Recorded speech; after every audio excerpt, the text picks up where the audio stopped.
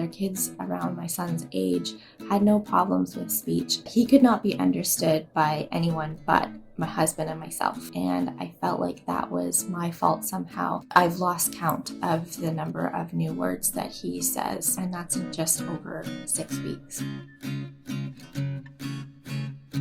A, B, T, baby. Is a baby?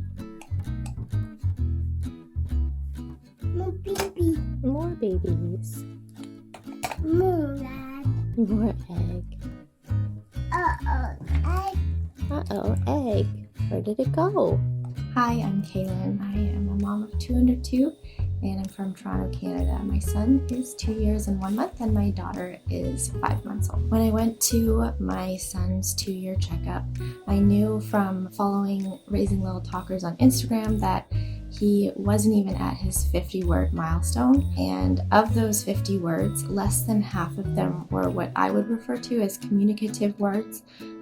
Mostly they were names of family members, uncles, aunts, cousins, and animal noises. Less than half of them were words like go and eat. The way that he would mainly communicate was pointing and grunting, and I could understand everything he said, which I think was part of the problem. He didn't necessarily see a reason to communicate because I could understand him, but he could not be understood by anyone but my husband and myself. If I needed to get him babysat, he wouldn't have been able to be understood. I took the course on August 25th, and it's now October 2nd, and I've lost count of the number of new words that he says. It will be multiple words a day and multiple 2- and 3-word phrases a day, and that's in just over 6 weeks. The strategies that I learned in the course, first of all, gave me the confidence that I needed and the strategies that I needed to teach him. After taking the course, I realized that as a mom, you don't instinctively know how to teach someone a language, and that's okay. I was feeling so much mom guilt, just realizing that other moms around me and other kids around my son's age had no problems with speech, and I felt like that was my fault somehow. And that was actually one of the first things after following Raising Little Talkers. That was one of the first things that Melissa talked about and gave me so much confidence, is that it's not my fault. As soon as I started using the strategies of the course and the actions and building sentences for him and with him one step at a time, he started picking up on it within a day.